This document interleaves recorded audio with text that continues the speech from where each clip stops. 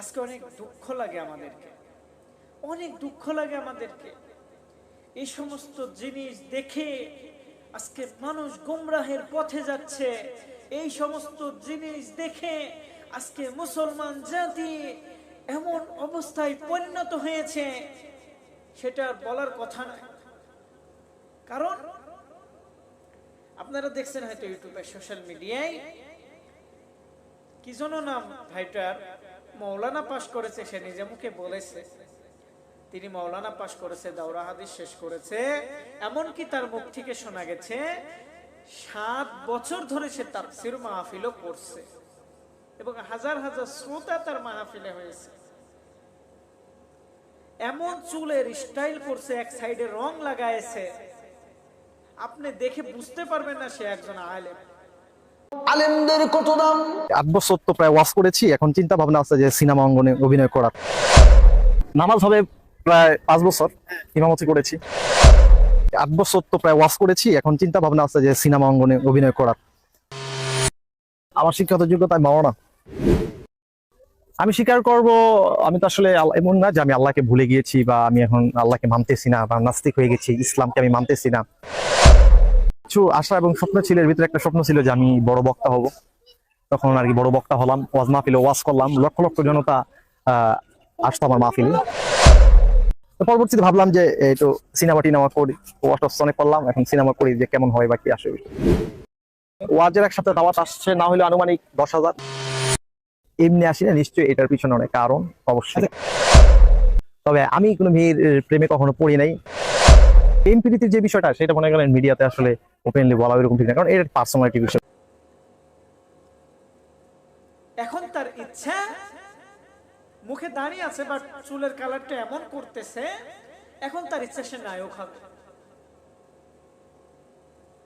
হায় আফসোস দুনিয়া আমাদের। ভালো করে খেয়াল করবেন, কারোর গীবত নয়, গীবত নয়। জাতিকে সতর্ক করার জন্য, ইসলামের জন্য, কালেমার জন্য সতর্ক করার জন্য, এটাকে গীবত বলে না, গীবত বলে না। এই মুমিন, কথাগুলো ভালো করে খেয়াল করবা আর শুনবা। যার ভিতরে এলেম আছে, যার ভিতরে আল্লাহর কালাম আছে, যার ভিতরে আল্লাহ পাকের ভয় আছে, যার ভিতরে রসুলের আদর্শ আছে, মহব্বত আছে, সে কখনো গুনাহ করতে পারে না। যার ভিতরে ভয় আছে আল্লাহর, সে কখনো অশ্লীল কাজ করতে পারে না। যার ভিতরে আল্লাহর ইমানি পাওয়ার আছে, যার ভিতরে রসুলের মহাব্বত আছে, সে কখনো গুনার পথে যেতে পারে না। হাফিজ হইয়া তোমার কি লাভ, মাওলানা হইয়া তোমার কি লাভ? তোমার ভিতরে আল্লাহর ইলম আছে, সব কিছু আছে, বাট তুমি আল্লাহর ইলমকে কদর করতে পারো নাই, আল্লাহর আদর্শকে মহাব্বত করতে পারো নাই, আল্লাহর কালামকে সম্মান করতে পারো নাই। তোমার মতন আলেম দিয়া এই দুনিয়াতে কি লাভ হইল রে মুমিন?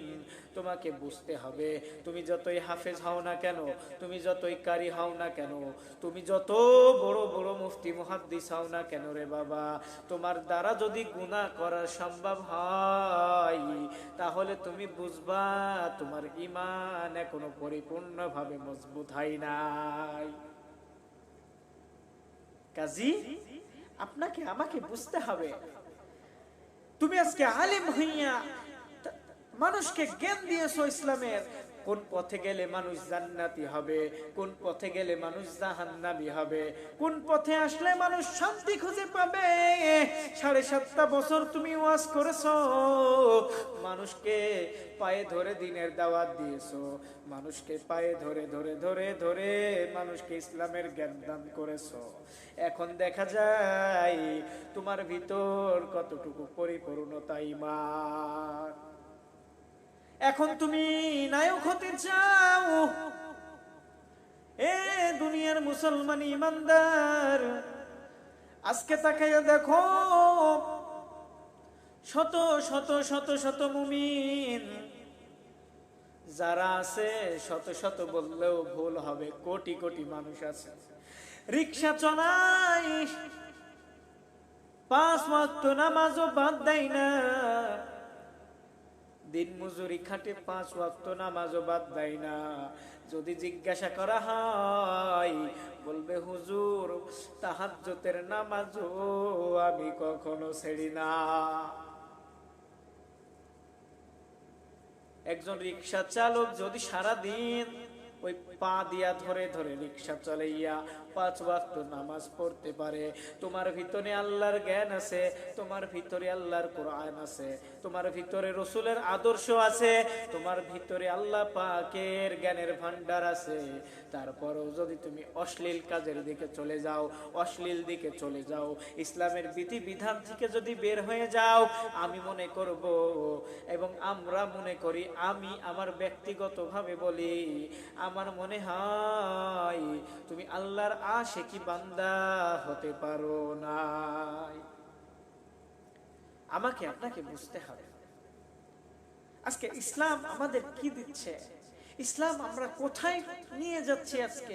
আজকে আমাদের মানুষ দেখলে বোঝা যায় না এটা মুসলিম না অন্য জাতির একজন ভাই ও দোস্ত। এই জন্য আমাকে আপনাকে এমন একটা জিন্দিগি নিয়ে চলতে হবে যে জিন্দিগি দেখে আমি যেইভাবে আমার চলন বলন করি, আমি যেইভাবে আমার দাড়িটারে রাখতেছি, আমি যেইভাবে আমার লম্বা জামাটারে রাখতেছি, এইভাবে আপনি রাখবেন, এইভাবে আপনি চলাফেরা করবেন। আপনার প্রতিবেশী একজন দেখে বলবে, ও ভাই দেখো এও দাড়ি রাখতেছে, আমি কেন পারবো না, এই লম্বা জামা পরে আমি কেন পারবো না, আরে ভাই মসজিদে আজান হলে দিনে 5 বারে মসজিদে যাই, আমি কেন পারবো না। তোমার আখলাক চরিত্র এমন হতে হবে যেন তোমাকে দেখে আরেকজন ঈমানওয়ালা হয়, তোমাকে আরেকজন দেখে যেন সে নামাজওয়ালা হয়, তোমাকে দেখে আরেকজন যেন সে কোরআনওয়ালা হয়। আজকে তোমার ভিতরে ইসলামের জ্ঞান পরিপূর্ণ আছে, তুমি গোমরাহের পথে যাচ্ছ, তুমি কোন পথে যাচ্ছ, তোমাকে কি জ্ঞান দিবে উলামায়ে কেরাম? তুমি তো অন্যকে জ্ঞান দিয়েছো, তুমি তো অন্যকে বুঝাইছো, তোমাকে বুঝানোর জন্য স্বয়ং কে আসবে? আমাদের তো বুঝে আসে না। এই জন্য বলি ভাইয়া, সময় থাকতে তুমি আল্লাহর প্রেমে পাগল হয়ে যাও, ওই জগৎ থেকে চলে আসো। কোরআন এত মধু, এত মহাব্বতের জিনিস, এত মায়ার জিনিস, যেটা পড়তে পড়তে দুনিয়া বিয়ার কিছু ভালো লাগে না, এতটুকু পড়লেই হয়ে যায়, এতটুকু পড়লেই মনে হয় থাক ছুঁয়ে দিই, আবার মনে হয় আরেকটু আগাই না, আর একটু টাইম গেলে মনে হয় না ছুঁয়ে দিই কাজ আছে, আবার মনে হয় আর একটু আগাই না, সমস্যা কোথায় আমার, আর একটু পড়ি না। কোরআন এমন একটা মায়ার জিনিস, এমন একটা মহাব্বতের জিনিস।